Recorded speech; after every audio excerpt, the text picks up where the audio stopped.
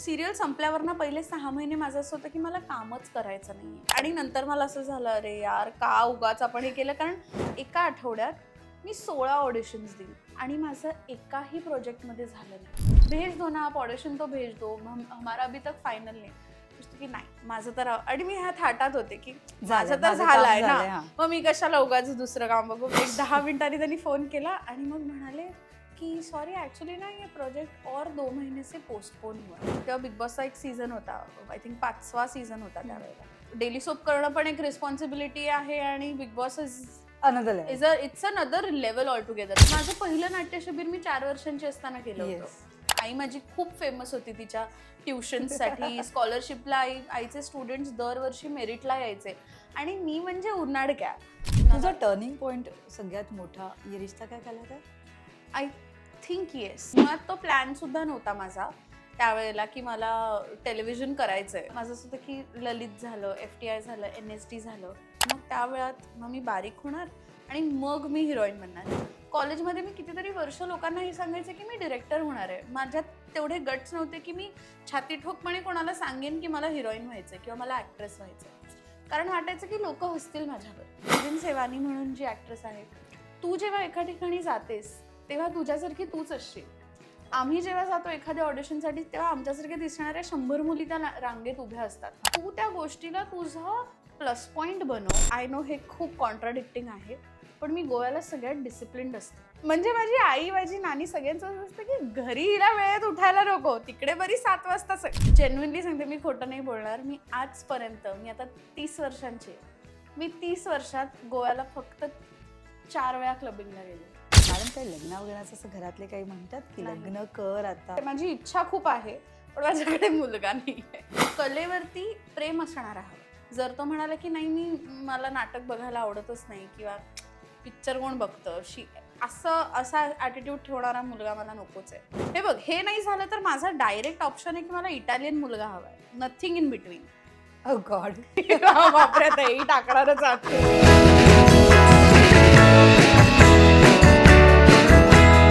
नमस्कार मित्रांनो, मी पूजा बोलकर. लोकमत फिल्मीमध्ये तुमच्या सर्वांचं स्वागत आहे. आज नो फिल्टरमध्ये एक अशी व्यक्ती आली आहे जिला खरंच अनन्याने ओळख करून दिली आणि ही सुंदरा मनात भरली आणि आता ती OTTवर धुमाकूळ गाजते आणि खरंच आता ती भरपूर गोष्टी करते. त्याच संदर्भात आज तिच्याशी गप्पा मारत आज आपल्याबरोबर आहे ती म्हणजे अक्षया नाईक. पहिले तर खूप खूप स्वागत आहे तुझं. Thank you so much. मला आज तुम्ही तुमच्या ऑफिसमध्ये बोलवलं आहे. बरं, खरंच आता धुमाकूळ घालतेस तो म्हणजे OTTवर आणि तिथे खूप क्वचित लोक ट्रेंडिंगमध्ये असतात आणि सध्या तुझी वेबसिरीज ट्रेंडिंगमध्ये आहे. स्पेशली खूप छान वाटतंय. आणि गेल्या वर्षी गेल्या वर्षी मला एकतर सॉरी मला वर्ष ते पहिले 3 महिने सिंक इन होत नाही की 2025 चालू आहे की 26 सुरू आहे थोडंसं. पण गेल्या वर्षी मी म्हटलं होतं की ह्या वर्षभरात मला कमीत कमी एक वेब सिरीज आणि एक फिल्म तर मला करायचीच आहे.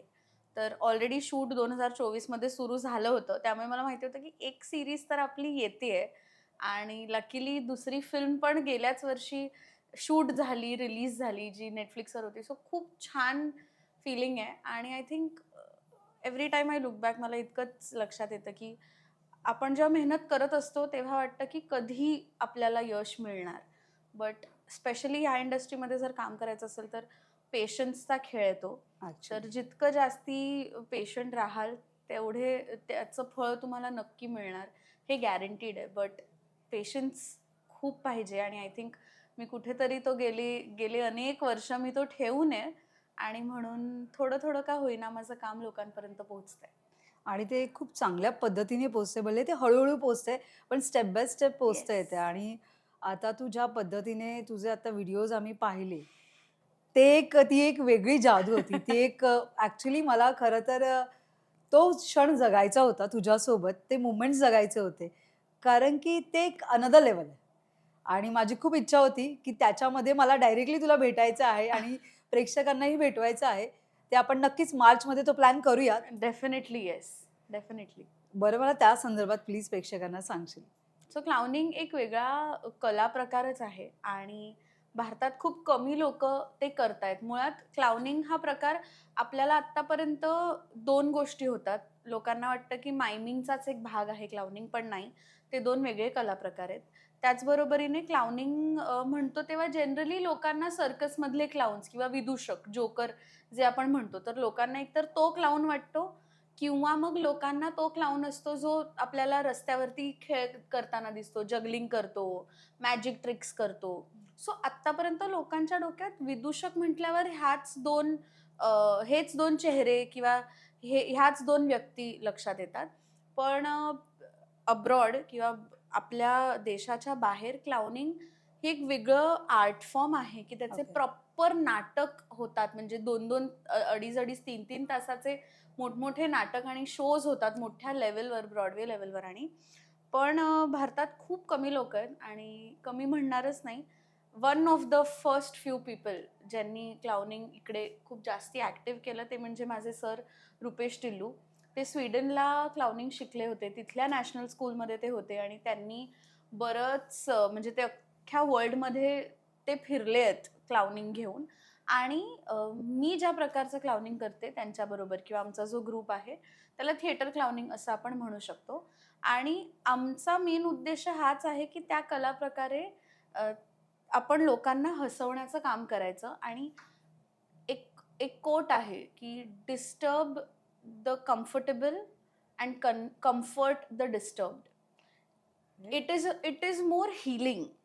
की त्याला कधी-कधी काही सेन्स नसतो. त्याला स्टोरी लाईन नसते. It is absurd. पण तरीही त्या मोमेंटमध्ये तुम्हाला एक वेगळाच रिलीज मिळतो त्या गोष्टीचा. सो क्लाउन्स विदाउट बॉर्डर्स नावाची एक संस्था आहे, जी माझ्या मेन संस्था जी आहे ती स्वीडन बेस्ड आहे. ओके. आणि त्याचे अनेक चॅप्टर्स आहेत. सो भारत त्याच्या अंडर 15वं देश आहे आणि रुपेश सरांनी ते भारतात आणलं. वॉव! आणि आम्ही हे क्लाउनिंग घेऊन जे सेक्स वर्कर्सची मुलं आहेत त्यांच्यासाठी जाऊन परफॉर्म करतो किंवा रेस्क्यू झालेल्या बायका आहेत ह्युमन ट्रॅफिकिंगमधल्या, आदिवासी पाडे आहेत, आश्रमशाळा आहेत, क्या झेडपीच्या ज्या बात है! शाळा वाह! आहेत, अशा सगळ्या मुलांसाठी, मेजरली मुलांसाठी आम्ही जाऊन ते परफॉर्म करतो आणि सो त्यांना स्वीट. आनंद देण्याचा प्रयत्न करतो. कारण लाफ्टर ही एकमेव अशी गोष्ट आहे जी आपण ग्रुपमध्ये करू शकतो. म्हणजे आता तू विचार कर की तू एका तू एका हॉलमध्ये आली आहेस, तू दार उघडलं आणि तू बघतेस की सगळे भांडतायत. तर तू म्हणशील, "बापरे! इथे नको थांबूया." आपण निघून हं. जातो. किंवा कित्येकदा असं सुद्धा होतं की एखाद्या ठिकाणी गेलो आणि 4-5 लोकं जर रडत बसलेत किंवा अपसेट आहेत, 5 मिनिटं आपण त्यांना सांत्वन देऊ, नंतर आपल्यालाच हेवी वाटायला लागतं. आपण तिथून बाहेर पडतो. पण जर तू एंटर झालीस आणि तू बघितलंस की एक 10-12 लोकं हसतायत, तर आपला पहिला थॉट हा असतो की "अरे, ही लोकं का हसतायत?" आणि ती क्युरिओसिटी असते आणि आपल्याला लोकांबरोबर हसायला जास्ती मजा येते. It is a yes. Shared experience आणि हा एक्सपिरियन्स आम्ही आमच्या क्लाउनिंगद्वारे लोकांपर्यंत देण्याचा प्रयत्न प्रयत्न करतो. करतो. सो ऑफकोर्स आम्ही एन-जी-ओजमध्ये जाऊन परफॉर्म करतोच. पण त्याचबरोबरीने आम्ही एक शो सुद्धा तयार केलाय. सो त्याचा पण एक आणि again that is a show for grown ups. आम्ही सेम पीस करतो. फक्त त्यात मायनर चेंजेस असतात, की जी एनर्जी लहान मुलांसाठी असते, ती थोडी शिफ्ट होते किंवा आता अगेन हा थोडा टेक्निकचा किंवा प्रिपरेशनचा भाग आहे. तर तुम्ही जेव्हा याल तो बघायला शो ऑफेन्स नावाचा तो आहे. येस. आणि आत्ता डिसेंबरमध्ये एक आर्ट रेसिडेन्सी होती. वाड्याला आम्ही गेलो होतो. सरांची रेसिडेन्सी आहे आमच्या आणि तिथे रेसिडेन्शियल वर्कशॉप झालं क्लाउनिंगचं आणि त्या वर्कशॉपमध्ये जे 6 पीसेस तयार झाले होते, ते 6 पीसेस घेऊन आम्ही टूर केलं आणि आम्ही वॉव! 5 दिवसात एक 12 शाळा केल्या पालघरमधल्या आणि त्यानंतर मुंबईला येऊन आम्ही इथे स्टेज शोज केले ऑफकोर्स. म्हणजे एका साइडला अभिनय म्हणा आणि फिल्म म्हणा किंवा वेब सीरीज म्हणा किंवा सीरियल म्हणा, हे एका साइडला राहतं आणि ती ती दुनिया एका वेगळ्या साइडला आहे. ॲब्सोल्युटली. मी तुला आता गंमत सांगते. आता 4 दिवसांपूर्वी आम्ही टूर केली मुंबईतच आणि आम्ही डोंगरीला जे बालसुधारक गृह आहे, हं, मुलींचं आणि हं. मुलींचं ज्युव्हेनाईल होम्स आहेत ना, तिथे गेलो. मग अजून आम्ही डोंगरीमध्ये 3 शेल्टर होम्सना गेलो, माटुंग्याला गेलो.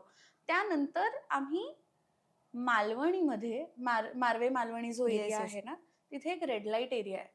ओके. आम्ही तिथे गेलो दुपारी करायला आणि ऑफकोर्स आम्ही पण काही फाउंडेशन्स किंवा जे एन-जी-ओज आहेत त्यांच्याशी टाय अप करतो, की जे अशा लोकांसाठी काम करतात, की तुम्ही त्यांना एकत्र घेऊन या. आणि आम्ही तिथे गेलो. आमचं असं होतं की कुठे आम्हाला कळेच ना की आपण एकतर ते मुंबईत नाहीच आहोत. असा वेगळाच हो. तो एक एरिया वाटत होता आम्हाला. अख्खा ढीग होता, म्हणजे एकीकडे कचरा आहे आणि दुसरीकडे सगळे असे दगडांचा असा ढीग होता आणि आम्ही असं त्याच्यावरून गेलो आणि मग कळलं मागच्या बाजूला एक छोटीशी झोपडी होती. ती आम्हाला त्यांनी दिली की तुम्हाला चेंज करायचंय किंवा काय, आणि त्याच्या एक्झॅक्ट समोर एक देऊळ होतं. ओके. आणि आम्ही त्या देवळात त्या मुलांसाठी, आणि ह्याच्या आधी आम्ही पालघरला सुद्धा तेच केलं होतं. एक आश्रम, एक झेडपीची शाळा होती. तर तिथे त्यांच्याकडे जागा नव्हती का मोठ्या मुलांची वेगळी ॲक्टिव्हिटी, तर लहान मुलांसाठी आम्ही देवळात शो केला होता. सो आत्ता सुद्धा आम्ही जेव्हा त्या रेड लाईट एरियामध्ये परफॉर्म करायला गेलो, तर एका देवळामध्ये आम्ही परफॉर्म केलं. आम्हाला म्हणजे जी जागा होती ना, तिथे आम्हाला आमचा पडदा टाकायला सुद्धा जागा नव्हती. आम्ही एक आमचा स्वतःचा स्टँड घेऊन जातो सगळीकडे, आई की तो लावा आणि आपला गं! बॅकड्रॉप तयार. मग तुम्ही आम्हाला कुठेही करायला लावा. सो आम्ही फक्त ते भिंतीला तो चिकटवला एक, की ये-जा करता येत नाही, पण करूया. म्हणजे एक त्यांना सुद्धा वाटतं, की अरे आपल्यासाठी नाटक करायला येते, काहीतरी बॅकड्रॉप टाकला की. आणि इतकी मजा आली आम्हाला, कारण तिथे मधोमध शिवलिंग होतं, मारुती होता, गणपती होता. असे सगळे देव-देवी होते. आणि त्याच बरोबरीने तिथे ती लहान मुलं बसलीत आणि मागे ज्या बायका होत्या ना, त्या बुरखा घालून बसल्या होत्या, हिजाब घालून बसल्या होत्या. अ, मराठी बायका होत्या. म्हणजे ओके. माझं म्हणणं आहे, की सगळ्या सगळ्या कास्टच्या, सगळ्या जातीच्या. कास्टच्या, येस. सगळ्या जातीच्या बायका तिथे होत्या. त्यांची मुलं तिथे होती. आणि मला असं झालं, की ह्या गोष्टीसाठी आपण कलाकार का बनलो आहोत? किंवा आपण हे का का करतो? It's a very different feeling, की एखाद्या गोष्टीसाठी लोकं जात, धर्म सगळं मागे सोडून जेव्हा लोकं एकत्र येऊन बघतात आणि हसतात आणि आम्हाला त्यांना आमच्या कलेतून एकत्र आणता येतंय. ही जी फीलिंग आहे ना, आणि आम्ही 2-3 दिवस झाले आम्ही खूप दमलो होतो. कारण आम्ही रिहर्सल चालू होती आमची कंटिन्यूअस 3-4 दिवस. त्यानंतर आदल्या दिवशी आम्ही 4 शाळा केल्या. म्हणजे डोंगरीत 3 केले, मग माटुंगाला, मग परत अंधेरीला जा, रात्री 12-12:30 ला झोपून दुसऱ्या दिवशी आम्ही सकाळी 7 वाजता आमचा शो होता. म्हणजे त्याच्या अगोदर इतके ड्रेन्ड होतो. पण त्या दिवशी दुपारी आम्ही तो जो शो केला, आमचा तो शेवटचा शो होता. तेव्हा वाटलं की नाही, आपण हे जे काही आपल्याला जो काही हा त्रास होतोय, हा काहीच नाहीये याच्यासमोर. प्रत्येक शोची एनर्जी वेगळी असते. प्रत्येक संस्थेची मुलं वेगळी असतात. डेफिनेटली. म्हणजे आम्हाला त्यात सुद्धा कळून येतं, की कधी-कधी काही-काही संस्था इतक्या छान, जे शेल्टर होम्स इतक्या छान प्रकारे मुलांना ठेवतात, की त्या मुलांमध्ये ते दिसून येतं, की ते खूप आतुर असतात. कधी-कधी त्यांना म्हणजे आम्ही अशा पण काही सेंटर्सना गेलोय, की जिथे डिसिप्लिनच्या नावावर त्यांना हसायला सुद्धा सांगत नाहीत. हो. की त्यांना असं वाटतं, की नाही, नाही, आता आम्ही त्यांना हसवण्यासाठी आलोय. पण त्यांना ओरडा दिला असतो, की हसायचं नाही. मग ते असे करून बिचारे ओह! असतात. सो प्रत्येक एक्सपिरियन्स, आणि आम्हाला एक-एक गोष्टी कळतात सुद्धा ना, आणि आम्हाला जेन्युइनली खूप छान सुद्धा वाटतं, की इतक्या वेगवेगळ्या संस्था आहेत, की लोकांना चॅरिटी करणं आणि एम्पॉवर करणं ह्या 2 वेगळ्या गोष्टी आहेत, की आपण चॅरिटी तेवढ्यापुरती करतो, डोनेशन तेवढ्यापुरते देऊन ते संपतं. एम्पॉवर करणं एखाद्या अ, व्यक्तीला खूप महत्वाचं, आणि ते खूप मोठं आहे, की त्यांना अशा एका लेव्हलवर नेऊन ठेवावं, की त्यांना आपली परत कधी गरज गरज लागणार नाही. लागणार नाही. आणि आम्ही ज्या संस्थांबरोबर वेगवेगळ्या काम करतो, ती लोकं ते करत. मला आता सांगताना पण म्हणजे छानही वाटतंय, आणि मग मला असं सुद्धा होतं, की कुठे आपण आपले प्रॉब्लेम्स घेऊन बसलोय.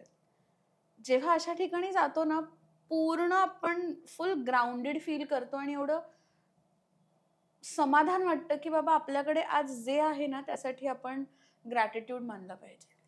अ, एक तर खरं तर समाजाला काहीतरी देणं असतं. प्रत्येकाचं असतं. सो ही जी गोष्ट आहे, तू या या मोहिमेने ही तू राबवतेस.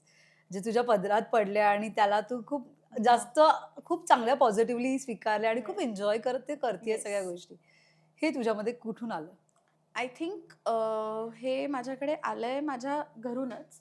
कारण माझी नानी, आईची आई माझी BMCच्या शाळेत शिक्षिका होती. ओके. आणि आता आपल्या सगळ्यांनाच माहिती आहे, की कितीसा पगार असतो. हं. त्या काळात तर म्हणजे काहीच नव्हतं. तरीही ती आमच्या इकडे वरळी कोळीवाड्यात तिथल्या बायकांसाठी साक्षरता अभियान राबवायची. आणि ओके. तिचं आजही म्हणणं हे आहे, की आपल्याकडे कितीही असलं ना, तरी समाजासाठी आपण नेहमी काही ना काहीतरी करत राहिलं पाहिजे. सो मला असं वाटतं की ती शिकवण मला घरून कुठून तरी आहे, की खूप मोठं काही नाही करता आलं तरी चालेल, पण जितकं जमेल तितकं आपण करत राहिलं पाहिजे. किंवा मी स्पिरिच्युअलिटीकडे सुद्धा थोडी वळले गेल्या काही वर्षांमध्ये खूप ओके. जास्ती. तर माझे आहेस तू? हो. सो मी मी तर दैविक मित्रच म्हणते त्यांना, मैत्रेय दादाश्रीजी. सो ते म्हणतात, की आपण सेवा करत राहिली पाहिजे आणि ती सेल्फलेसली असलं पाहिजे. मी ह्या भावनेने कधी सेवा करायला गेले कुठल्याही प्रकारची, की मी हे करते म्हणजे मला पुढे जाऊन त्याचं फळ मिळेल, तर त्या सेवेचा काही फायदा नसतो. तुम्ही मनापासून जी सेवा कराल ती ती त्या काय म्हणतो ती देवापर्यंत सुद्धा पोहोचते आणि ती लोकांसुद्धा पर्यंत पोहोचते आणि ती कुठल्या ना कुठल्या तऱ्हेने तुमच्याकडे परत ती येणार. सो हा ओव्हरऑल जे तू म्हणाली, की माझ्यात ते कुठून कुठून आलं, आलं? तर ते घरून सुद्धा आलंय आणि इथून सुद्धा आलंय. आणि तू स्पिरिच्युअल आहेस म्हणजे हां, सो मला लहानपणी आता माझ्या घरी आई, नानी पूजा अर्चा सगळं करतातच करतात आणि इतकी वर्ष सगळं मला ते लहान मुलांना जसं सांगतात तसं मला मिळालेलं आहे ते बाळकडू. हं. पण गेल्या 2-3 वर्षात मी स्वतःहून काही गोष्टी वाचायला लागले, शिकायला लागले किंवा माझं इन्क्लिनेशन स्वतःहून ते झालं. सो सगळ्यात म्हणजे मला गणपती तर आहेच. पण मला एक खूप छान वेगळं कनेक्ट वाटतं ते म्हणजे शांतादुर्गेची आमची जी कुलदेवी आहे गोव्याची आणि शांतादुर्गेचं आमच्या पण घरी खूप करतात. सो किंवा मी आता गोव्याला आमचं घर आहे. आम्ही फिरायला पण जातो. पण एक कितीही म्हटलं, की "अरे, ह्यावेळी जातोय तर नुसते आपण आराम करूया, फिरून येऊया." एक चक्कर आमची शांतादुर्गेला होतेच होते. सो तिच्याशी मला माझं कनेक्ट खूप जास्ती वाटतं. आणि आता मी जसं मगाशी पण म्हणाले, की आता 2 वर्ष होतील मी मैत्रीबोध परिवारचा एक छोटासा भाग आहे. तर मी दादांचा जप करते आणि मी माझ्या पद्धतीने जे काही मला जमेल, तेवढे मी माझे सगळे रिच्युअल्स करण्याचा प्रयत्न करते. So sweet of you. बरं जसं तू म्हणालीस, की तुझा बॅकग्राऊंड सच ॲज फॅमिली आपला पूर्ण फिल्मी हं, बॅकग्राऊंड कोणीच नव्हतं हं. फिल्मी क्षेत्रात. तर तू कशी आलीस आणि म्हणजे ठीक आहे, आई-वडिलांची प्रत्येकाची इच्छा असते, की बाबा यावं मुलीने नाटकात काम करावं किंवा हे सगळं. पण पूर्णपणे आपण हेच करियर करायचं ह्याच्यासाठी खरंच आई-वडिलांचा सपोर्ट तर असतोच, नाही म्हणत नाही मी. पण याच्यापेक्षा आता नाही काय होतंय पुढे, तर आपण हे काहीच काही नाही, कधीच नाही. अजिबात कधीच नाही. म्हणजे माझ्या आईचं लिटरली आता सीरियल माझी संपली सुंदरा 2 वर्षांपूर्वी. त्यानंतर मी असं ॲक्टिव्हली परत सीरियल करण्यासाठी किंवा इनफॅक्ट सीरियल संपल्यावर ना पहिले 6 महिने माझं असं होतं, की मला कामच करायचं नाहीये. माझं असं होतं, की मला फक्त आराम आराम करायचा आहे करायचा आणि आहे. नंतर मला असं झालं, "अरे यार, का उगाच आपण हे केलं?" कारण एकदा तुम्ही कामातून ब्रेक घेतला, स्पेशली आपल्या इंडस्ट्रीमध्ये, परत कामं मिळवताना तुला कुठेतरी फ्रॉम स्क्रॅच करावं लागतं. कारण इतका टॅलेंट नवीन-नवीन येत असतो, की तुम्हाला कॉन्स्टंट एक त्या गेममध्ये राहणं हां, खूप गरजेचं गरजेचं आहे. आहे. सो कित्येकदा असं होतं, की माझी आई मला सांगते, की "तू ऑडिशन्सना जात नाहीयेस. मी गेले काही दिवस तुला बघितलंच नाही काही रेकॉर्ड करताना." सो माझ्या घरून सपोर्ट म्हणशील तर एंड टू एंड आहे. आणि गंमत अशी सुद्धा आहे, की माझे नाना म्हणजे माझ्या आईचे वडील ते मिल वर्कर होते. ओके. आणि ते त्यावेळेला आपले कसे रेल्वेचे कॉम्पिटिशन्स येस, येस. असतात किंवा हां. बँकांचे असतात, कळलं, तसे ते कळलं. मिल्समधून हं, कामाणी हं, करायचे हं. नाटकांमध्ये. हं. आणि त्या त्या काळात म्हणजे त्यांना बेस्ट ॲक्टरचे असे छोटे-छोटे अवॉर्ड्स, ओहो! ट्रॉफीज आणि मिळाले होते तेव्हा. आणि काही कारणांमुळे त्यांना ते पर्स्यू करता आलं नाही. सो मला असं खूप वाटतं बऱ्याचदा, की मला त्यांचा जे आशीर्वाद आहे ते तुझ्यावर. त्यांच्याकडून मला कुठेतरी आलंय. आणि माझ्या घरी ना खूप हौशी लोकं आहेत आणि सगळ्यांचं असं आहे, की अ, माझ्यापेक्षा जास्ती एक्साइटेड माझ्या घरचे असतात, की आता ही नवीन काय करणार आहे? मी सांगते ना तुला, अगदी लहान आणि तू म्हणालीस तसं, की लहानपणी सुद्धा माझं पहिलं नाट्यशिबिर मी 4 वर्षांची असताना केलं होतं. येस. मग आणि ते शिबिर भरवलं होतं रमेश मोरे सरांनी. ते हं. आता खूप मोठे डिरेक्टर आहेत, फिल्म डिरेक्टर. ते जेव्हा त्यांची पहिली फिल्म करत होते, त्यांना चाइल्ड ॲक्टर हवा होता. आणि तेव्हा मी त्या फिल्ममध्ये काम केलं होतं as a child artist. Marathi film होती. ती झाल्यानंतर मला असं झालं, मला हे आवडलंय आणि आता मला हेच करायचंय. मग आईचं असं म्हणणं होतं, की "ठीक आहे, तुला आवडलंय ना, मग तू शिबिर कर." आणि कधीच असं झालं नाही. मला कधीच शाळेत असताना सुद्धा आईचं असं होतं, की "तुला जे काही पुढे करायचंय, तेवढे मार्क तू घेऊन ये." मला कधीच ते प्रेशर नव्हतं, की पहिला नंबरातच यायचंय किंवा काय. आईचं म्हणणं आहे की एकतर बेसिक अपेक्षा असणारच माझ्या आईची किंवा कोणाचीही घरी. कारण सगळे शिक्षक म्हणजे आई आई माझी खूप फेमस होती तिच्या ट्युशन्ससाठी. स्कॉलरशिपला आईचे स्टुडंट्स दरवर्षी मेरिटला यायचे आणि मी म्हणजे उनाडक्या. मी आई अभ्यास करायचे, पण मी एकदम गं! अशी लास्ट मिनिट अभ्यासवाला जो एक झोन असतो ना, की शेवटच्या क्षणाला अभ्यास करून मार्क मिळवणार. मी त्या कॅटेगरीतली होती. माझी बहीण टॉपर. सो एक बेसिक एक्स्पेक्टेशन असतंच, की बाबा माझे स्टुडंट्स एवढे चांगले मार्क आणतायत, तर माझ्या मुलींनी सुद्धा आणावे. पण कधीच ना मला ते प्रेशर नव्हतं, की नंबरातच यायचंय किंवा ह्यावरच आणि त्यावर. सो आईचं म्हणणं आहे, "तू कर, तू शिक्षण सुद्धा पूर्ण कर आणि तू तुझी कला जी आहे ती सुद्धा तू हवी तशी जप. जोपास." हां. किंवा सो शाळेत असल्यापासून मी खूप शिबिरं करायचे आणि एकात एक म्हणतो ना कामं तुझा मला टर्निंग पॉइंट सगळ्यात मोठा ये रिश्ता क्या कहलाता है? आय थिंक येस ये रिश्ता क्या कहलाता है was the turning point for me. कारण तिथून नंतर एकात एक कामं मिळत गेली. मुळात तो प्लॅन सुद्धा नव्हता माझा त्यावेळेला, की मला टेलिव्हिजन करायचंय. हे कधीच माझ्या माझ्या लिस्टवरच नव्हतं. माझं नेहमी असं होतं, की मी ग्रॅज्युएशन कंप्लीट करणार आणि मग मी 1 वर्ष एंट्रन्सची तयारी करणार. माझं असं होतं, की ललित झालं, FTI झालं, NSD झालं. ग्रॅज्युएशन नंतर हे सगळं करायचं आणि मग त्या वेळात मग मी बारीक होणार आणि मग मी हिरोईन बनणार. ही माझी टाईमलाईन होती. सो त्यामुळे मला तेव्हा असं होतं, की 1 मिनिट मला स्टिरियोटिपिकल काहीच करायचं नाहीये, म्हणून मला बारीक व्हायचंय. माझं म्हणणं आहे, मी जर बारीक झाले तर आणि इट केम फ्रॉम दॅट.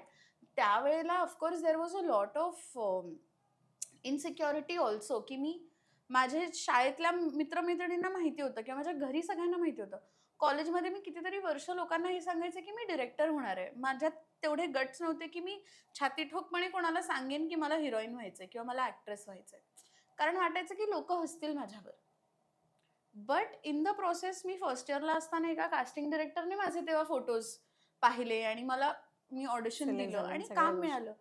तू जे म्हणते ना, मला खूप आय वॉज व्हेरी लकी, की मी ये रिश्ता करताना माझ्या सीरियलमध्ये खूप चांगले ॲक्टर्स म्हणण्यापेक्षा डेफिनेटली. खूप चांगले ह्युमन बीइंग्स होते. क्षिती जोग, शिरीन सेवानी, लता सगळे सुंदर सेठ, होते. मेधा जांभोटकर, निलिमा ताडेपल्ली इतके कमाल ॲक्टर सगळे इतके छान होते ना, की त्यांनी मला असं सांगितलं, की तू जशी आहेस तशी तू चांगली आहेस तू आणि दे मीड मी म्हणजे मला मी मी हे ज्यांच्याशी कोणाशी पण माझं बोलणं झालंय, मी आवर्जून सांगते. शिरीन सेवानी म्हणून जी ॲक्ट्रेस आहे, तिने मला तो फर्स्ट टाईम एखाद्या वर्कस्पेसमध्ये हा कॉन्फिडन्स दिला होता. एक एक म्हणतो ना आणि लोकं जनरली म्हणतात, की 2 ॲक्ट्रेसेस मैत्रिणी नसू शकतात किंवा त्यांना एकमेकींचं बुलशिट. मी खूप लकी आहे, की आजपर्यंत मी जितक्याही ॲक्ट्रेसेसना भेटली आहे, सगळ्या एकदम सिक्युअर आणि एकदम सपोर्टिव्ह आहेत. सो तिने मला ही गोष्ट सांगितली होती, की "तू जेव्हा एका ठिकाणी जातेस, तेव्हा तुझ्यासारखी तूच असशील. आम्ही जेव्हा जातो एखाद्या ऑडिशनसाठी, तेव्हा आमच्यासारख्या दिसणाऱ्या 100 मुली त्या रांगेत उभ्या असतात. हां. सो तू तू त्या गोष्टीला तुझा प्लस पॉइंट बनव instead of becoming something else that you are not." कारण आणि इव्हेंच्युअली माझ्यासाठी पण ती एक जर्नी आहे किंवा आता सुद्धा बऱ्याच ठिकाणी इवन माझ्यात पण तो सेल्फ डाऊट खूप असतो. इट्स जस्ट की विथ एज आणि विथ एक्सपिरियन्स आता ती समज आली आहे की how to work around it आणि त्या सेल्फ डाऊटला कसं अफेक्ट न करता आपण पुढे जावं हे करायला शिकले मी आता. बरं, ही सगळी तुझी जर्नी तर झाली. पण मला सांग प्रत्येकाच्या आयुष्यात जसं एक हॅपी तुझी लाईफ स्टार्ट झाली, घरच्यांचा support and everything is going very good. हम्म. पण असं कुठे झालं, की जिथे अक्षया पूर्ण खचली आहे? असा कुठला क्षण? आणि तिथून तू स्वतःला कशा पद्धतीने मोटिव्हेट केलंस? ऑनेस्टली स्पीकिंग मला आत्ता असं काही बट आय थिंक 2024 माझ्यासाठी थोडंसं टफ होतं. Okay. कारण 23ला सीरियल संपली. त्या सीरियल संपायच्या आत माझ्याकडे नाटक होतं, चूक भूल द्यावी घ्यावी. सो माझी नाटकाची तालीम सीरियल संपल्यावर सुद्धा ती चालू होती आणि मी खूप ऑक्युपाईड होते कामात. आणि नंतर सडनली असं झालं की आपल्याकडे काही नाहीये. एक 3 वर्ष तुम्ही जेव्हा सीरियल करता, एक रुटीन सेट असतं राईट. किंवा बाकी काही एक स्ट्रेस नसतो. तुम्हाला माहिती आहे की महिन्याच्या अखेरीस तुमच्याकडे इतका इतका पगार हातात येणार आहे किंवा रोज सकाळी उठून काम आहे. सडनली जेव्हा सिरियल संपली, नाटकाचेही माझे प्रयोग आणि कमी झाले, मला असं झालं, एक मिनिट, व्हॉट इज हॅपनिंग? आणि तेव्हा मी तरी सुरुवातीचा काही काळ माझं असं होतं, मी जे मगाशी पण म्हणाले ना, की मी 6 महिने माझं असं होतं, की काही काम करण्याची इच्छा पण होत नव्हती. कारण तेव्हा असं होतं, की अरे नाटक एक चालू आहे ना, मग कशाला उगाच 10 ठिकाणी आपण बघूया. ठीक आहे, मग सॅटर्डे, संडे नाटकाचा प्रयोग होईल. मंडे टू फ्रायडे चिल करू, फ्रेंड्सना भेटू, आराम करू, असं सगळं एक सुरू होतं माझं. पण नंतर एकदा असं झालं, मला आजही आठवतंय, एका आठवड्यात मी 16 ऑडिशन्स दिले. एका आठवड्यात 16 ऑडिशन्स आणि माझं एकाही प्रोजेक्टमध्ये झालं नाही. हो. एकाही नाही आणि त्या एकाच आठवड्यात मला 16 रिजेक्शन्स एका आठवड्यात आले आणि मी अशी जरा क्वेश्चन करायला लागले स्वतःला, की आपण नक्की काय करतोय? आणि आय थिंक तेव्हा थोडंसं असं झालं होतं, की what to do, what not to do वाला एक एक झोन आला होता आणि आय थिंक त्यावेळेला कुठेतरी मग आपण म्हणतो ना, जेव्हा काहीच वर्कआउट होत नाही आणि there were other multiple things, घरी पण बऱ्याच गोष्टी सुरू होत्या रिलेटेड टू हेल्थ इश्यूज होते, काही फायनान्शियल इश्यूज होते. सडनली असं होतं ना कधी-कधी, की एकाच वेळी सगळे सगळे प्रॉब्लेम्स प्रॉब्लेम्स एकत्र एकत्र येतात. येतात. तसा एक sort of I think zone आला होता आणि तेव्हा कुठेतरी त्या दरम्यान मी स्पिरिच्युअलिटीकडे वळले वळलीस. आणि मला खूप छान कोणीतरी तेव्हा गाईड केलं होतं आणि आय थिंक आफ्टर दॅट बऱ्याच गोष्टी चेंज झाल्या आणि मला असं वाटतं आता मी ह्या स्पेसमध्ये आहे की मी प्रोटेक्टेड आहे हे मला माहिती आहे आणि मला फक्त टेस्ट करण्यासाठी चॅलेंजेस पाठवले जात आहेत आणि मी हे नेहमी म्हणते आणि माझं हे खूप खूप आधीपासून आहे की आय एम गॉड्स चाइल्ड आणि मला माहिती आहे की तो वर बसलाय, तो माझी काळजी घेतोय आणि मला तो फक्त टेस्ट करतोय की बघूया ना ही कितपत जाऊ शकते खाली. आपण तिला उचलू परत वर. असं एक माझं वरच्या बरोबर एक माझं जनरल एक टू अँड कनेक्शन आहे. फ्रो चालू असतं. आय थिंक तो एक आणि आत्ता मला आठवतंय 2017-18 मध्ये ना 2018च्या सुरुवातीला ना, मी एक मस्त शो साइन केला होता आणि मला आता चॅनल आणि नाही घ्यायचंय, बट एक बेसिकली नवीन चॅनल होतं आणि त्या चॅनलवरती लीड होतं आणि अशा 5-6 मुली होत्या आणि माझं कॉन्ट्रॅक्ट साईन झालं, सगळं सॉर्ट झालं. सो माझं असं होतं की सॉर्टेड आहे ना आणि 2 महिन्यांनी सुरू होणार होता आणि स्पोर्ट्स बेस्ड शो होता. सो मी खूप खुश होती की अरे वेगळं काहीतरी मला करायला मिळतंय. सो ते म्हणाले की महिन्याभरात आपले वर्कशॉप्स आणि सुरू होतील आणि मग त्याच्या पुढच्या महिन्यात आपलं शूट चालू होईल. म्हटलं व्हेरी गुड आणि सडनली मला ना 3-4-5 ठिकाणून कॉल्स यायला लागले की शॉर्टलिस्टेड आहात, ह्याचं ऑडिशन, त्याचं ऑडिशन आणि मी अशी होते की नाही मैंने तो ऑलरेडी शो साइन किया आहे आणि माझं बेसिक हेच असतं की एका वेळी उगाच 2 दगडांवर पाय नको नाही ठेवायला. ठेवायचं. राईट. सो ते मला असे म्हणे की नाही आम्ही ऍडजस्ट करू, आम्ही तुमचं पहिलं आटपून घेऊ. झी टीव्ही मधून एक शो आला आणि चांगले चांगले प्रोजेक्ट एका वेळी आणि मी म्हंटल नाही आणि आपण पण थोडे एथिक्स मॉरल्स वाले ना की नाही मी तर कॉन्ट्रॅक्ट साईन केलंय. तर ते असं होते की पण तुमचं कॉन्ट्रॅक्ट 2 महिन्यानंतर तुमचा शो सुरू होणार आहे ना, त्याच्या आधी आपण तुमचं शूट संपवूया, महिन्याभरात संपवूया.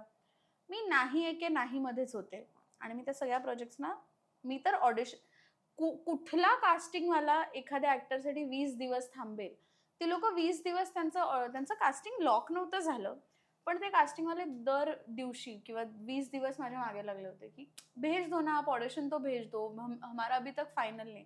की नाही माझं तर आणि मी ह्या थाटात होते की माझं तर झालंय ना, मग मी कशाला उगाच दुसरं काम बघू. मी पण एक माझ्या ट्रिपवर होते तेव्हा आणि सडनली एक दिवशी मला फोन आला की मला का माहित नाही थोडंसं असं खटकल्यासारखं वाटलं. तर मी त्यांना फोन केला, म्हटलं परसों से हिंदी शो होता, म्हटलं परसों से वर्कशॉप है ना सर?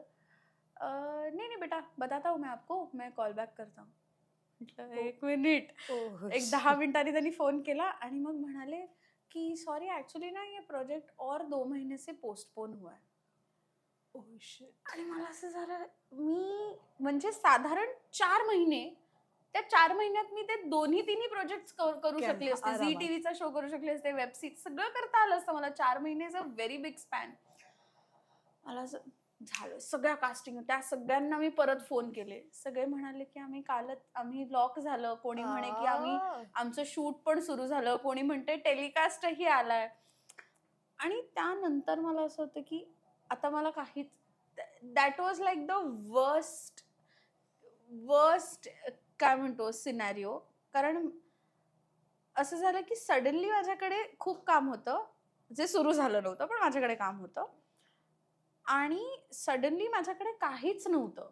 आणि आणि it was to an extent, तेव्हा मी ये रिश्ता करत होते त्याच्या आधी, आणि तिथे काम माझं कमी झालं होतं आणि तिथे 3 वर्ष होऊन गेली होती. तरीही मी अगेन एथिक्स अँड मॉरल्स, मी त्यांना पद्धतशीर लेटर देऊन एनओसी आणि घेतली होती की मी आता हा शो माझा प्रायोरिटीवर नसणार आहे कारण मी दुसरा शो करते.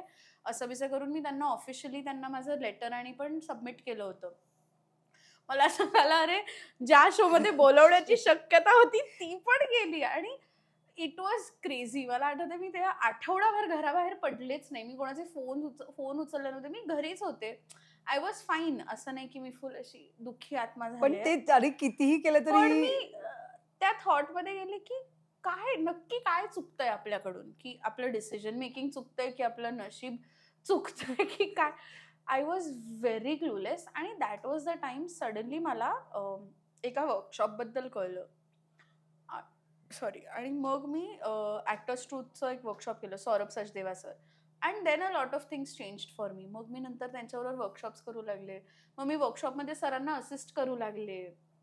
मग मी त्यांच्याबरोबर नाटकाने करायचे. त्यानंतर एक 2018-19 असं ॲट पीक नव्हतं, बट कॉन्स्टंट एक सराव सुरू होता माझा. कारण मला असं रिअलाइज झालं की मला नेहमी नाटक करायचं होतं.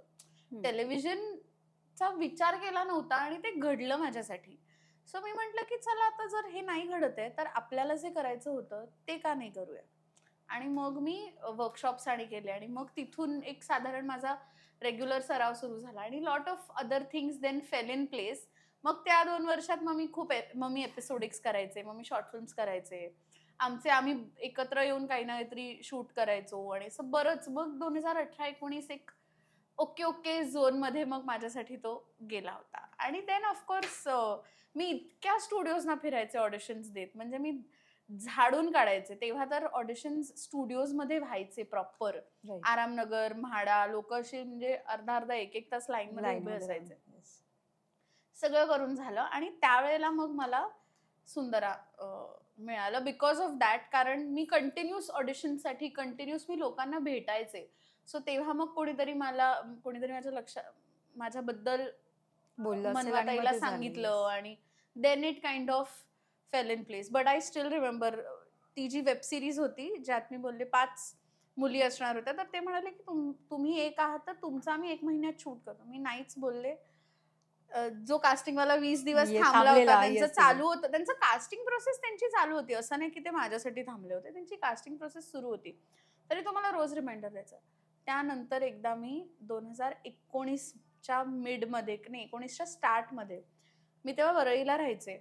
मी स्कूटी घेऊन निघाले होते आणि बँड्राला आपण वर चढतो, बँड्रापासून ते अंधेरी आपलं जोगेश्वरी येईपर्यंत पूर्ण वेस्टर्न एक्सप्रेस हायवेवर मी त्याचे बॅनर्स पाहिले.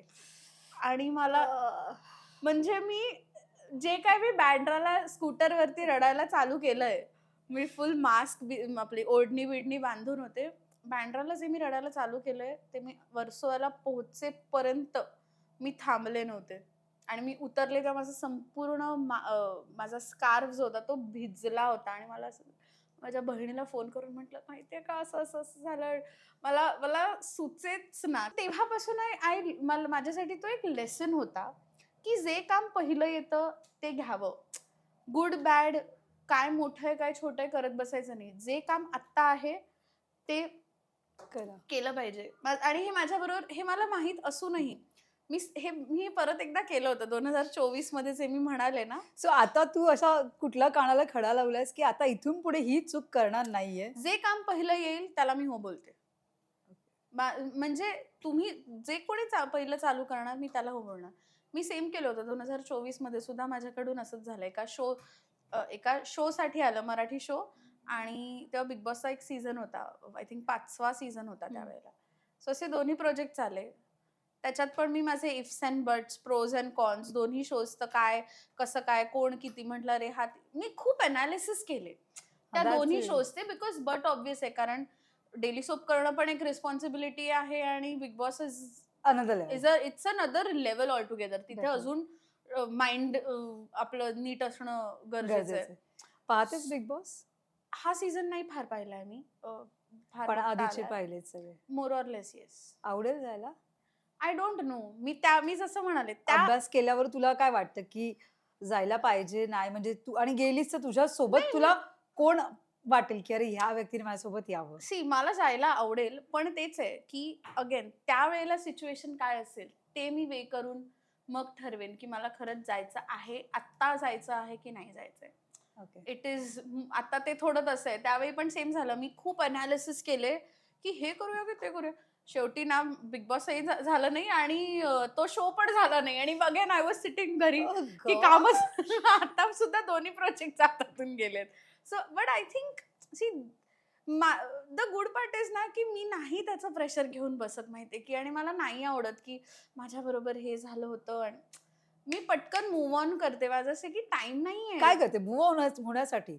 म्हणजे स्वतःचा मूड चांगला करण्यासाठी किंवा मोटिवेशनसाठी बहिणीला फोन किंवा अजून कोणाला काय करतेस? It depends. जर माझं आता कामा रिलेटेड आहे ना, की ठीक आहे हे नाही होत आहे ना, काम शोधायला सुरुवात करा. It is as simple.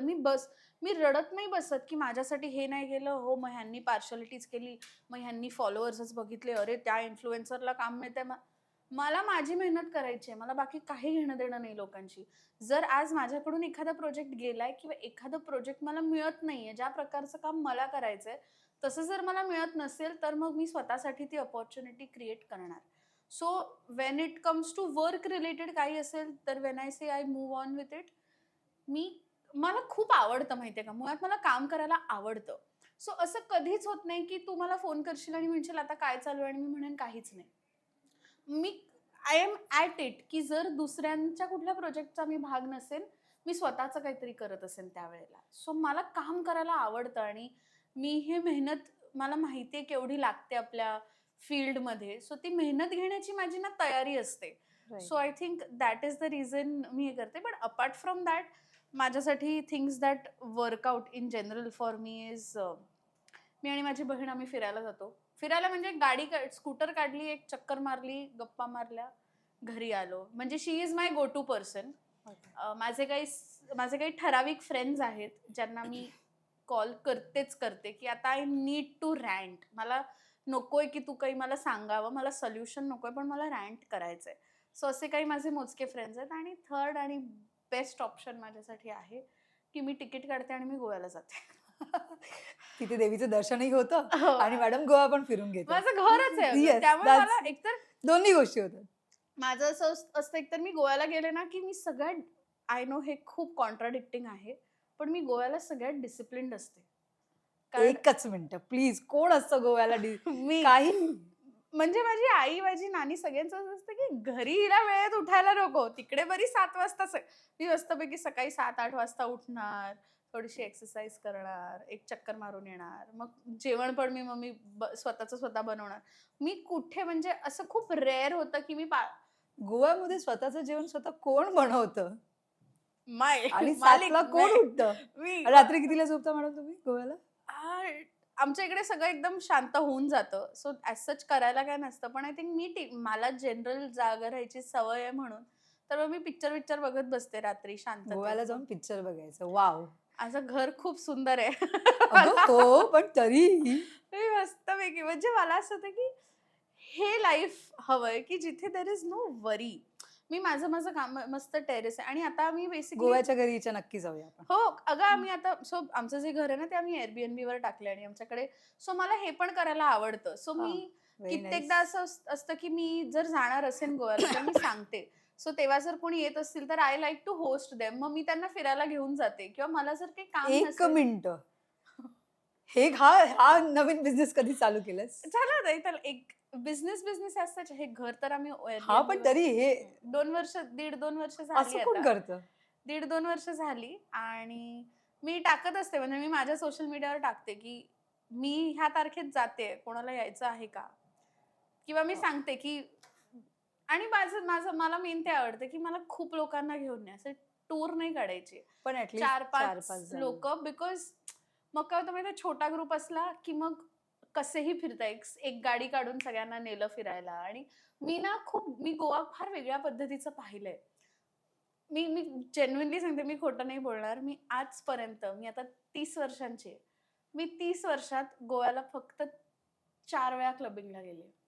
30 वर्षात. तू नक्की गोव्याचीच आहेस? मी गोव्याची आहे म्हणून तर मी क्लबिंगला नाही गेले, कारण आमच्याकडे इतर गोव्याचा जो एक लोकांना जी इमेज आहे ना, पार्टी अँड बूज, ते फक्त टुरिस्ट येऊन करतात. ओके. आम्ही नक्की येणार आहे तुझ्याकडे, तू फिरवणारच गोवा. येस, आम्हाला बघायचंय डेफिनेटली, कुठली वेगळी डेफिनेटली. पद्धत आहे आणि कशा पद्धतीने तुझं Absolutely. घर आहे ते सगळं आपण अनुभवूया. Yes, आणि ती definitely, अनुभवायची yes. गोष्ट आहे. जसं तुझं क्लाउनिंग पण अनुभवायची गोष्ट आहे, तसं हेही Absolutely. अनुभवायची गोष्ट आहे. बाय द वे, या पूर्ण वर्षामध्ये तू छानसं आता OTT वर धमाल गाजवली आहेस.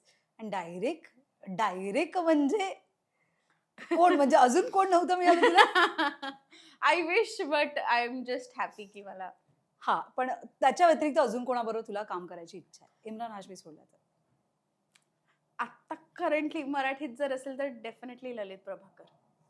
हे mine is favourite. Yes, Lalit Prabhakar I think सगळ्यांचाच फेवरेट आहे ऍक्च्युली. सो मला असं होतं त्याला बघून. बापरे, तेही टाकणारच आहात तुम्ही. नाही, बट अदरवाईज आय थिंक मला मला मला ना का माहित नाही, मला माझी खूप इच्छा आहे की मला शाहिद कपूरच्या ऑपोजिट काम करायला आवडेल. ओहो. रणबीर कपूर बरोबर मी इनफॅक्ट केली आहे, एक ऍड केली आहे मी रणबीर कपूर बरोबर. But I think Shahid Kapoor, Vicky Kaushal यांच्याबरोबर मला काम करायला आवडेल, म्हणजे त्यांच्या ऑपोजिट काम करायला आवडेल असं. विकी कौशल तर डेफिनेटली सगळ्यांनाच आवडेल ते. ऑफकोर्स. आणि मराठीत जर कोणाच्या ऑपोजिट असेल तर आय थिंक राईट नाव it would be Lalit. Lalit Prabhakar. बरं, मग मॅडम काही लग्न वगैरेचं असं घरातले काही म्हणतात की नाही. लग्न कर आता? काही, मी सांगते ना, माझ्या घरचे इतके चिल आहेत, मी म्हणजे असं वाटायला लागले मला आता हिच्या घरच्यांनाच बसवावं. आणि तुम्ही काय असं काय बाळकडू हिला दिलंय किंवा तुम्ही काय घेतले की अजिबात लग्नाचा विषय नाहीये? हा, म्हणजे त्यांचं म्हणणं आहे की तुला करायचं असेल तर करा, म्हणजे ते बिलकुल फोर्स बिर्स हा कुठल्या प्रकारच वर्षीचं नाही. काही टार्गेट आहे, या वर्षात मी करणार आहे लग्न? हे बघ, माझ्याकडे माझी इच्छा खूप आहे, पण माझ्याकडे मुलगा नाहीये लग्न करायला. कसा पाहिजे, काय काय त्याच्यामध्ये क्वालिटीज काय, आणि या क्षेत्रातला पाहिजे की बिझनेसमॅन? हे पण फार काही मी असं डिसाइडेड नाहीये. I am not too pro actor मुलं, किंवा ऍक्टर मुलं म्हणण्यापेक्षा मला असं इंडस्ट्रीतला नसला तरी मला चालेल असं माझं आहे. ओके. पण इतकंच आहे, माझी मेन क्रायटेरिया ही आहे ना की कलाकार जरी नसला तरी कलेवरती प्रेम असणारा हवा, किंवा रसिक प्रेक्षक असला पाहिजे तो. एवढी माझी बेसिक माझी रिक्वायरमेंट आहेच. म्हणजे जर तो म्हणाला की नाही, मला नाटक बघायला आवडतच नाही, किंवा पिक्चर कोण बघतं, असा ॲटिट्यूड ठेवणारा मुलगा मला नकोच आहे. किंवा इन जनरल त्याला आर्ट विषयी काहीतरी एक आवड असावी, कशाची तरी, की पोएट्री म्हणावं, पेंटिंग म्हणावं, अशा संवेदनशील मुलगा हवा. आणि आय थिंक ती गोष्ट फक्त जे कलाकार आहेत किंवा जे रसिक आहेत त्यांच्यातच ती असते असं मला वाटतं. सो फार असे ते ड्राय किंवा मला काहीच आवडत नाही अशातला मुलगा मला नको आहे. सॉरी. पुणे की मुंबई? मुंबई. ऑफकोर्स मला मुंबई सोडून नाही जायचं. फार तर मी गोव्यात जाऊन शिफ्ट होईन, पण असं काही नाही. पण मुंबईतला अल्टिमेटली काम इथे होणार. हे बघ, हे नाही झालं तर माझा डायरेक्ट ऑप्शन आहे की मला इटालियन मुलगा हवाय. Nothing in between. Oh God. म्हणजे माझं असं आहे की जर मी मुंबईत नसेल तर मी एखाद्या इटालियन मुलाशी लग्न करून मी इटलीला राहील. इटलीच का पण? आवडतं. एक किती वेळा गेलीयस? एकदाही गेली नाही. म्हणजे अगं, प्रत्येकाचे मग अजून भरपूर आहेत की देश जे सुंदर आहेत. प्रत्येकाचे एक असतात ना. आपण आता त्याच पण ठिकाणी काहीतरी जातो. असेल ना की मला इटली मधलं ही गोष्ट आवडते म्हणून मला. इटालियन मुलं सुंदर असतात. आणि कोणी सांगितलं, कधी भेटलीस? अगं सुंदर असतात, चेहरे दिसतात आपल्याला इंटरनेटवरती. अगं पण बाकीची मुलं बघितलीत का? बाकीच्या पण देशात मला नाही सुंदर. बघायचंय, मला निक जोनस नाही का सुंदर? पण असेल हा पण मग पण मला आता आवडतात इटालियन. बर सो बर माझं असं आहे की ओके हा म्हणजे ही खूप अशी मस्करीत बोललेली गोष्ट आहे बोललेली गोष्ट आहे जी मी अशी घरी उगाच सांगितलं. म्हणलं नाहीच मिळाला तर मी इटालियन जिजू आणणार आहे सगळ्यांसाठी घरी असं मी. हिमतीला दात आहे पोरीच्या. सो हा. येस आपण एक रॅपिड फायर राऊंड खेळूया इथे येस. छोटासा. थिएटर और टेलिव्हिजन. थिएटर.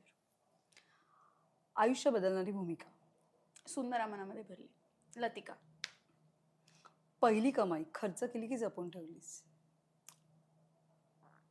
आईला दिली. ओके 90च्या दशकातली मराठी इंडस्ट्री एका शब्दात. 90च्या दशकातली. धमाल. ओके आणि 2026 मधली मराठी इंडस्ट्री एका शब्दात. संवेदनशील. ओके आजवरचा तुझा आवडता सहकलाकार कोण. अरे बापरे. उमेश दामले. बरं माझ्या वडिलांचं काम करायचे ते. ऍक्च्युली नाही खूप डिफिकल्ट आहे. समीर पण आहे पण संदेश दादा सुद्धा आहे. ठीक आहे दोघं तिघ जण आहेत दोघं म्हणजे तिघ इथे. आहेत. एक सगळेच चांगले होते यार. असं एक नको नाही नाव बोलूस. घेऊ शकत. अशी एक भूमिका जी नाकारली आहे पण आजही आठवते.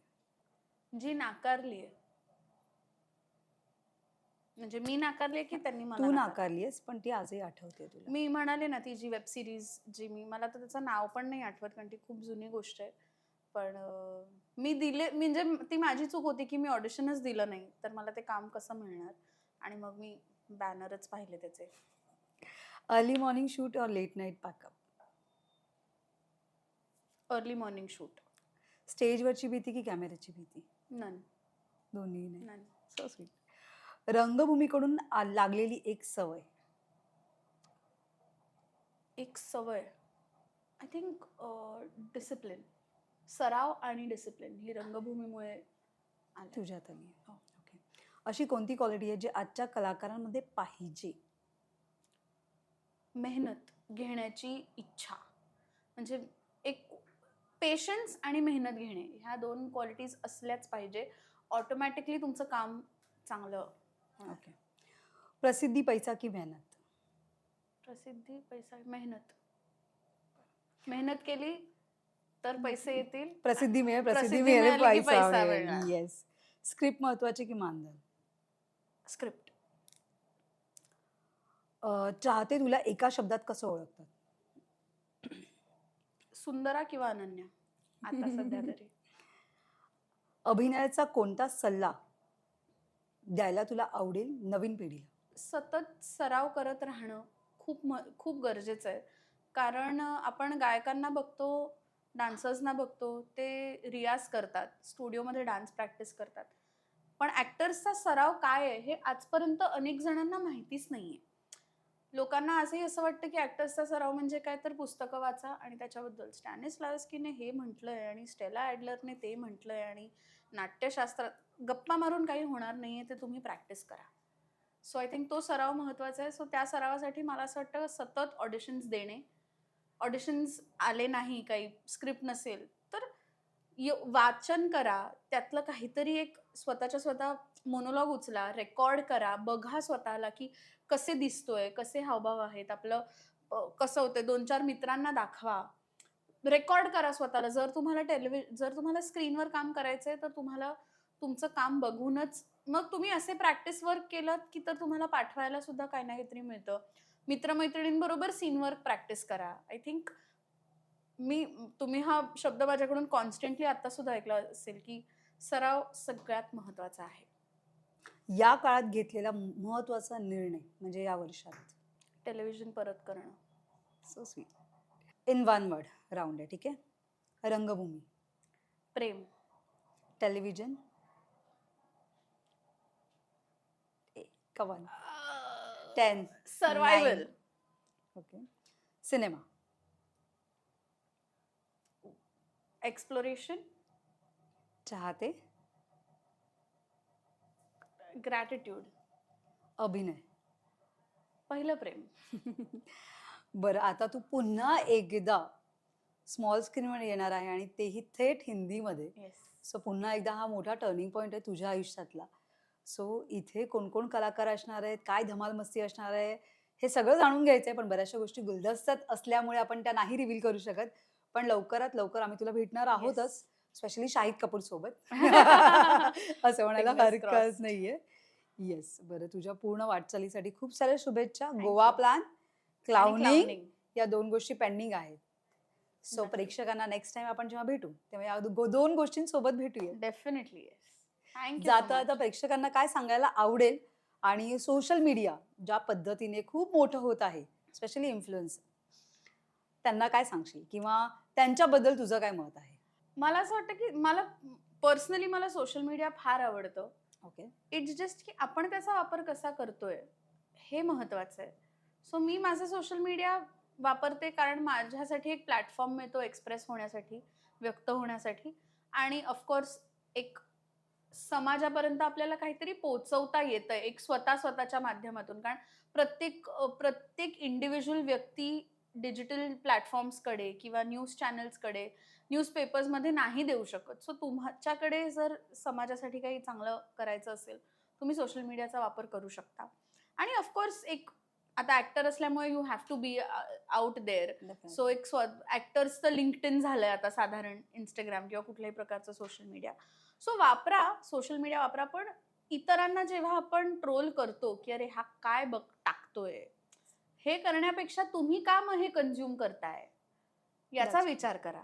की आपण अनेक मुलींना किंवा मुलांना ते काय कपडे घालतायत किंवा ते कसे बोलतायत ह्याच्यावरून त्यांची टीका करतो. नो डाऊट मला स्वतःला तो कॉन्टेंट नाही आवडत, पण मग मी त्यात एंगेज नाही होत. तुम्हाला त्यांना ट्रोल पण करायचंय, तुम्हाला त्यांना ते किती वाईट असं करून तर तुम्ही त्यांची एंगेजमेंट वाढवताय. सो तुम्हाला इतकंच असेल की हे काय टाकतायत आणि तुम्हाला तुमची मतं मांडायची असेल तर पहिलं त्यांच्याबरोबर एंगेज करणं सोडून द्या. Social media it's a blessing. Honestly speaking मला अच्छा. खूप वाटतं की लोक इतक्या शिव्या घालतात सोशल मीडियाला. It is a blessing. त्याचा चांगला वापर कसा करता येईल हे बघा. आणि of course at the same time social मीडियाला तुमचं गुगल बनवू नका. कारण प्रत्येक जण आजकाल इन्फ्लुएन्सर बनून प्रत्येक जण त्यात काही ना काहीतरी संदेश देत असतं. प्रत्येक जण काही ना काहीतरी उपचार सुरू असतो सोशल मीडियामधून. ते नका करू इतकंच मी म्हणेन. कारण मी पर्सनली सुद्धा आता मला सुद्धा हे रिअलाइज झालं की आपण खूप पटकन रिव्ह्यूज देतो प्रोडक्ट्सचे किंवा अशा थोडं स्वतःचं डोकं वापरा सोशल मीडिया वापरताना. की जी व्यक्ती आपल्याला काहीतरी सांगते त्याची क्रेडिबिलिटी किती आहे हे आधी बघून डेफिनेटली. देन त्याच्यानंतर गो बोला. For it. Definitely. Correct. So social मीडियाबद्दल तर मी हेच म्हणेन की तुमच्या उपयोगासाठी वापरा आणि डोकं लावून वापरा. सो थँक्यू सो मच अक्षया. थँक्यू खूप सो मजा आली मच. तुझ्याबरोबर. मला तुम्ही बोलवलं आणि खूप गप्पा मारल्या. छान वाटलं मला. थँक्यू.